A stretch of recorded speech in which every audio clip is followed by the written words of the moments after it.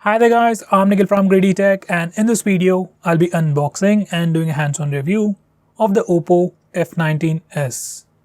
So here's the box. In India this phone is only available in one variant priced at 20,000 rupees, and it comes with 6GB of RAM and 128GB of storage. It's available in two colors, glowing black and glowing gold. We have the black color with us right now. By the way, there is a promotion going on Flipkart and official website where students can get 5% off on Reno series, F series and audio and wearables. So you can check out the details from the website.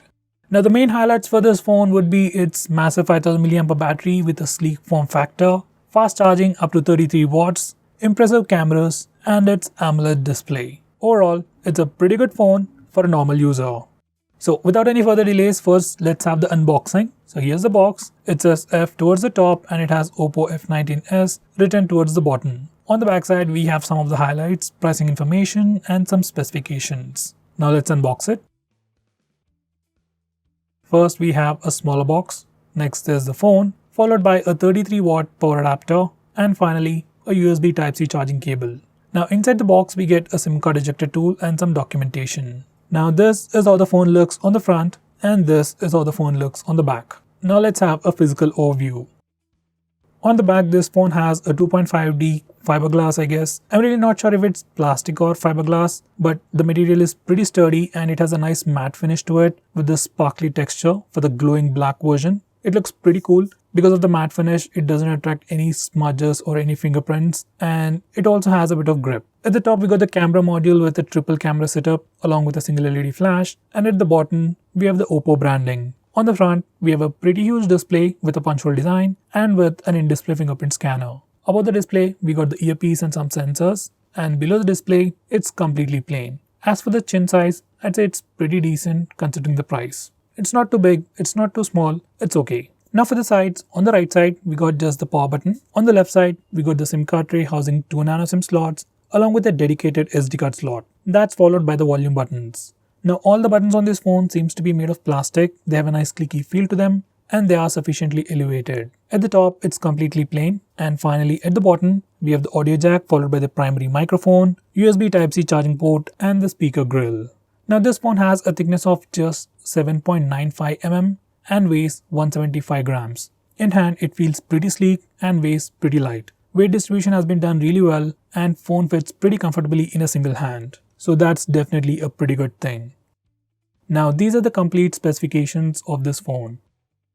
On the rear it's got a triple camera setup with a 48 megapixel primary camera with f1.7 aperture, followed by a 2 megapixel depth camera for taking portrait shots and a 2 megapixel macro camera. Yes, there's no wide angle camera on this phone. For selfies, we get a 16 megapixel camera with f2.4 aperture. In the display department, this phone has a 6.43-inch AMOLED display with a punch hole design with a touch sampling rate of 135Hz for normal usage and 180Hz in gaming mode. Now this is not screen refresh rate, it's touch sampling rate, so it just improves the responsiveness of the screen. Anyway, as for the display brightness, it's got a peak brightness of 800 nits. Now when it comes to performance, this phone sports a Snapdragon 662 processor with Adreno 610 GPU with 6GB of LPDDR4X RAM and 128GB of storage.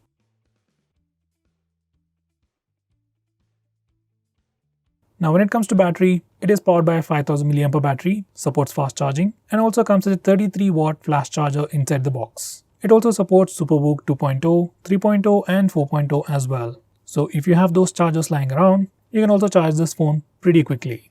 Now this is how the phone looks once you turn it on and set it up. This is how the general user interface looks like. This is the home screen, app drawer, and this is the notification panel. Now here's the about page. This phone is running ColorOS 11.1 based on Android 11 with October 5th security patch, which is pretty good. As for the storage information, out of that 128GB of space, we get about 108GB of space for our user apps and user data. And out of that 6GB of RAM, we get about 3.81GB of RAM free right out of the box. Now this is the camera interface. We got the default photo mode. On the left side we got the video mode and the night mode. On the right side we got portrait mode and the more section. We got a pretty similar interface even for the front facing camera. There aren't any unique camera features on this phone. We got just an extra macro mode. Now these are all some sample shots. Capturing speeds on this phone are pretty good and the cameras also look pretty decent.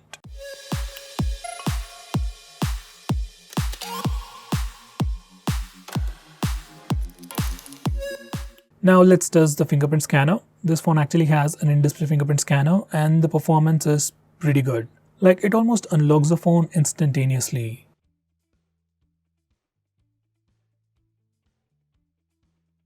Now this phone also got the face unlock feature. In good lighting conditions and even in low lighting conditions, it works really well, almost unlocks the phone instantly. Surprisingly, even in complete darkness situations, face unlock works really well and it is pretty fast. Takes about a second to unlock the phone, which is definitely acceptable.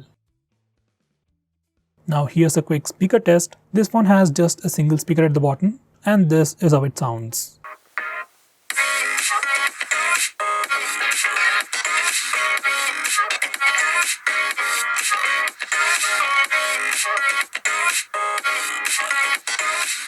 So guys, there you have it. Speaker on this phone is pretty loud enough for ringtones and alarms, and it's good enough for media consumption.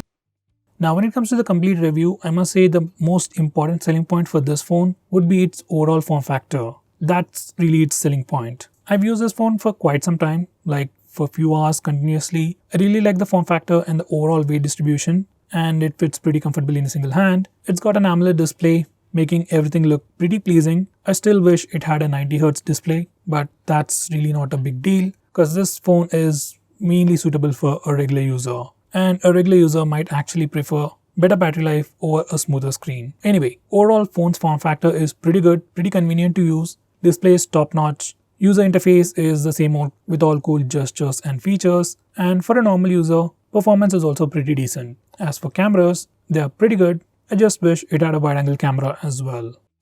So guys, to conclude, at a price of about 20,000 rupees, you can consider this phone if you're a regular user who doesn't want a lot of performance but a phone with sleek form factor, bigger battery and fast charging along with an amazing looking display. If you're a gamer who likes to play a lot of games, or if you need more performance, you install a lot of apps, then I would recommend you to get another phone. But for a normal user with simple needs, Oppo F19s is definitely a pretty good option. So guys, what do you think about this phone? Do let me know by commenting below this video, and if you're planning to buy this phone, use the link in the description. It always helps the channel. With that said, this is Nikhil signing off. See you in my next video.